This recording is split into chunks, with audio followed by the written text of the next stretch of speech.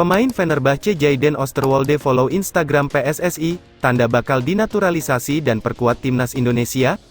Pemain Fenerbahce, Jayden Osterwolde, terpantau follow Instagram Federasi Sepak Bola Indonesia, PSSI. Timbul pertanyaan, apakah ini sebagai tanda bek kiri keturunan Indonesia itu bakal dinaturalisasi dan perkuat skuad Garuda? Bagi yang belum tahu, Osterwolde merupakan pemain keturunan Indonesia, Suriname, dan Belanda. Namun, bek kiri 22 tahun yang lahir di Zwolle, Belanda, pada tanggal 26 April tahun 2001 itu saat ini memegang paspor Belanda.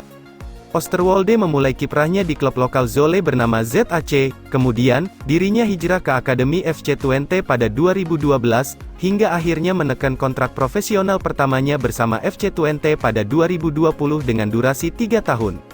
Lalu, Osterwolde sempat dipinjamkan ke Parma sebelum akhirnya dipermanenkan. Setelah itu, pemain 22 tahun ini diboyong oleh Fenerbahce pada bursa transfer musim dingin Januari tahun 2023 dari Parma dengan biaya 6 juta euro, 97 miliar rupiah. Fenerbahce mengikat Osterwolde dengan kontrak cukup panjang, yakni sekira 4,5 tahun atau hingga Juni tahun 2027. Baru-baru ini, pemain keturunan Indonesia itu terpantau mengikuti akun Instagram PSSI @pesi. Setelah Okezone menelusuri akun Instagram pribadi Osterwolde, @JaydenOsterwolde, pada Kamis, tanggal 31 Agustus tahun 2023, akun tersebut mengikuti Instagram @pesi. Namun, akun @pesi tidak mengikuti balik akun pemain 22 tahun itu. Hal ini pun menimbulkan spekulasi di kalangan pencinta sepak bola Indonesia, sehingga, muncul pertanyaan apakah yang dilakukan bek kiri 22 tahun tersebut sebagai tanda bakal dinaturalisasi dan perkuat timnas Indonesia? Satu hal yang pasti, Jayden Osterwolde sendiri mengaku sempat dihubungi oleh PSSI untuk membela timnas Indonesia. Namun, tawaran tersebut ditolak oleh pemain berusia 22 tahun milik Fenerbahce itu. Indonesia dan Suriname pernah menghubungi saya. Pada suatu hari, saya menerima pesan di Instagram dari orang-orang Indonesia, salah satunya ternyata asisten pelatih tim nasional, ujar Jayden dilansir dari El Football pada Januari tahun 2023.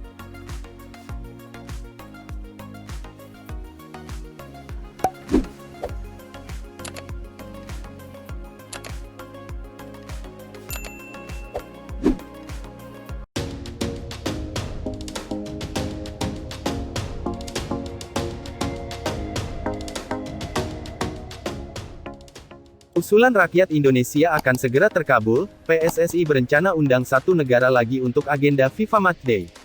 Ketua Umum PSSI, Erick Thohir baru-baru ini mengatakan kalau pihak PSSI dalam waktu dekat akan mengundang satu negara lagi untuk agenda FIFA Matchday Timnas Indonesia.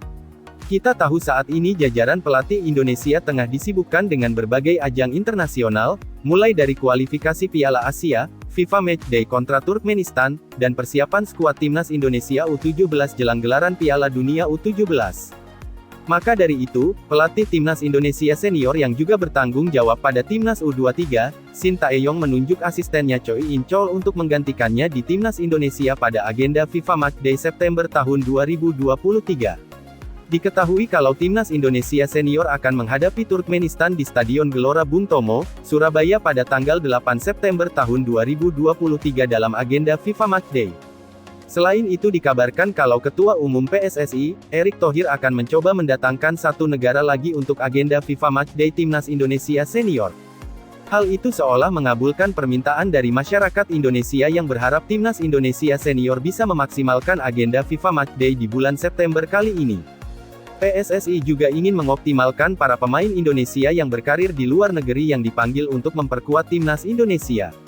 Erick Thohir mengatakan kalau pihak PSSI ingin melihat perkembangan dari para pemain Indonesia yang berkarir di luar negeri.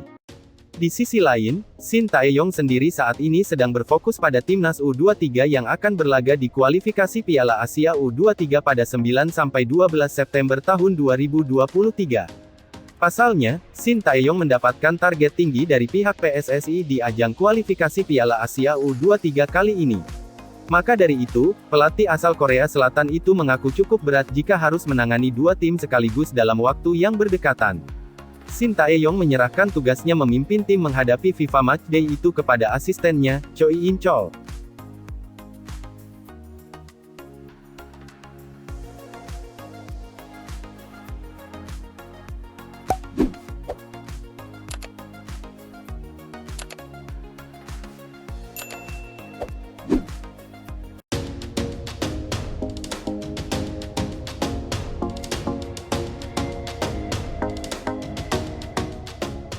Hernando Ari buat pengakuan, sering latihan penalti tapi tidak siap jadi eksekutor Timnas U23 Indonesia.